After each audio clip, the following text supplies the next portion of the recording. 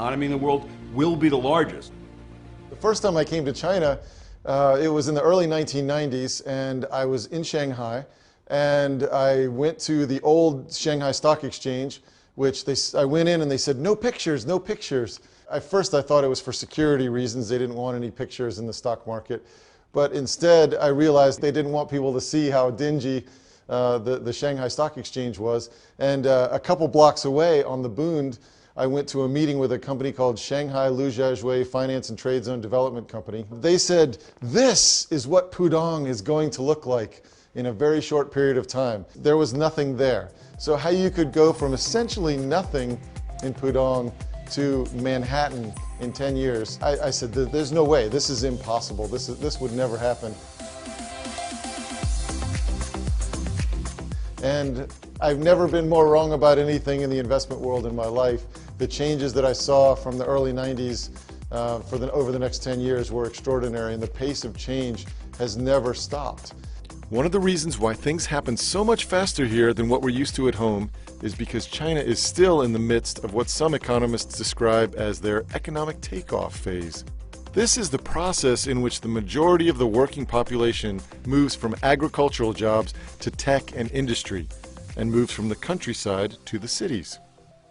Brendan Ahern is a 20-year Wall Street veteran who left the largest global asset manager to help start a business that makes it easier for Americans to invest in China. Brendan meets regularly with government regulators, banks, insurance companies, and businesses. I don't know anyone who has a deeper understanding of China's financial system than Brendan. I met with him in Beijing. China has urbanized in a very, very big way. In 1980, only 20% of the population lived in cities. Today, it's over 50%, and it'll get up to 75%. And that's raised hundreds of millions of people out of poverty as they move into these cities, get access to proper housing, electricity, sanitation, air conditioning, but also services like education and healthcare. So you've gone from 24% living in cities to 56, 58% living in cities. That's going to go to 75% in the next 10 years. So we're going to see another 130, 150 million people move to the cities in China over the next 10 or 12 years. They need to be housed. Who's going to do it? They're going to want to own their own housing. So that's a big growth sector. And get this, the big movement towards cities and manufacturing that has taken place over 22 years in China took roughly 120 years in Britain and 80 years in America. Here, it's basically all happened in just one generation.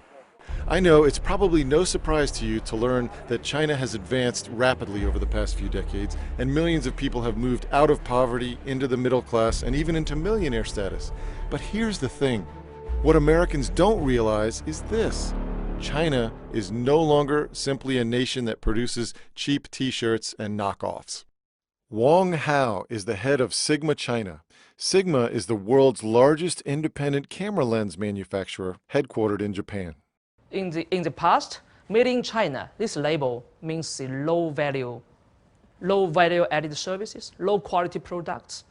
And some people just think China is a assembly factory, because we didn't have any key technologies. So the only weapon we could use is the large population and the low labor cost.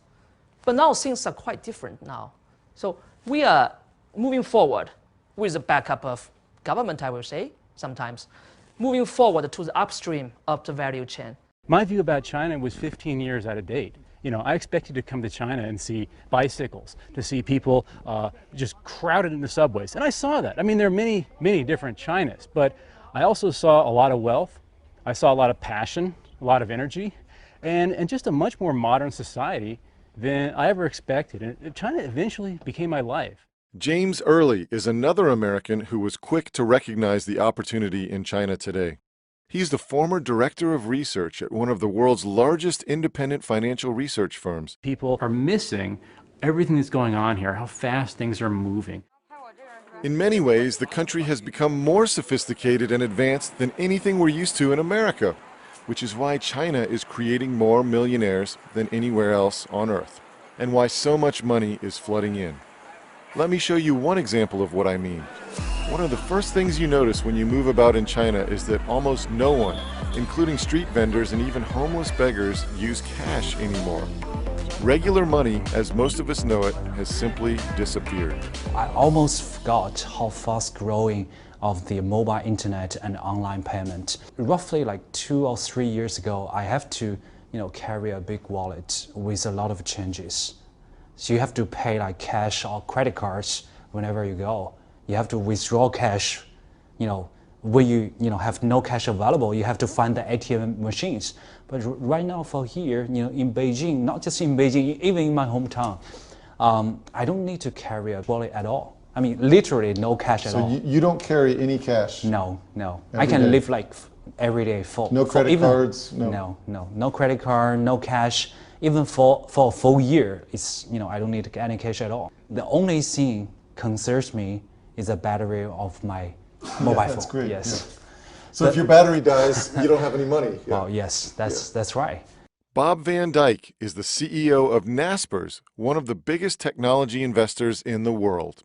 Today, Naspers owns a huge share of one of China's biggest tech firms, and they've helped build tech companies in more than 120 countries. I met with Bob at his office in Amsterdam. Where typically now you check into a hotel, you put your credit card down, and you go through registration. Like in China, you show up with your phone, they scan a QR code or code that's on your phone, and they'll have your complete reservation there. They'll have your credit card details and your check-in procedures done. And interestingly, it goes as far, like if you travel in parts of China now, in Beijing, for example, you want to pay with a credit card, they don't accept your credit card. They insist on being paid by mobile phone. The other day I was in Beijing and I was trying to buy an ice cream. She was a 19-year-old, young woman, and she couldn't sell me an ice cream because I had money. I had renminbi. Yeah. She couldn't take money. You have to do it on your phone. Yeah. Everything is on. I wish I were buying a Mercedes because she gave me the ice cream in the end. Oh, really? She felt so sorry for this poor foreigner who couldn't, all he had was money. No, the many things in China are ahead of the U.S. Again, I don't like saying it, Steve. I'm an American. My kids are Americans. My wife is American. But I have to face reality. And the Tencent, Alibaba, you know the names as well as I do. These are not little guys in the backyard somewhere. Right. These are major, gigantic powerhouses built on technology. Lei Cheng is business TV anchor for CGTN in China and a former China correspondent for CNBC. No, I don't see any money changing hands here. I just see these signs. Exactly, it's so convenient. So literally, is there any money changing hands at all? Very little, I think. You'd have to be living under a rock to not have WeChat, to not have Alipay, because the blue is for Alipay and the green is for WeChat, and there's a constant battle to see who has more market share in the online or offline space. Online, because of Taobao, Alipay definitely, but offline because everyone uses WeChat as, social messaging and just about everything else. WeChat Pay has an advantage. WeChat, Alipay, Taobao, what are these names that Lei is talking about? WeChat is the most powerful social media platform in China with over 1 billion users.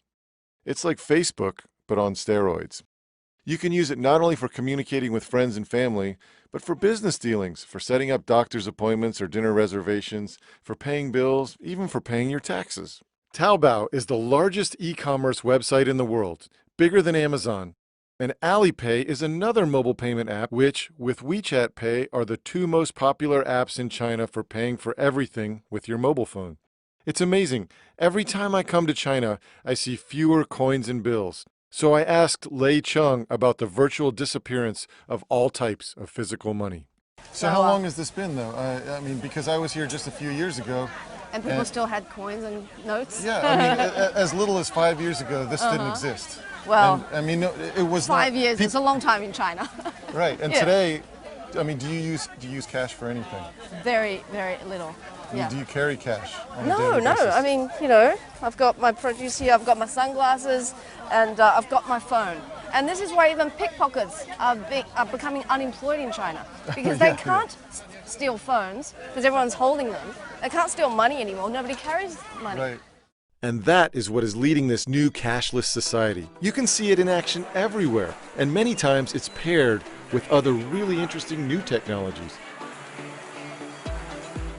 All right, it's lunchtime in Beijing, so I want to take you to one of the most unique places you've ever seen.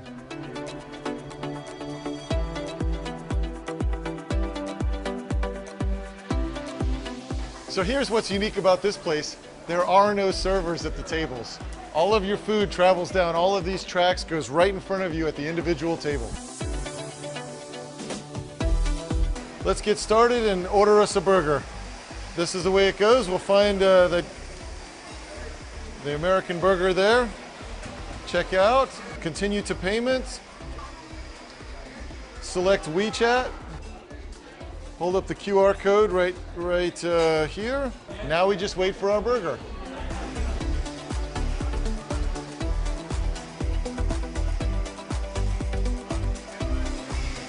And there's my burger. So I would say a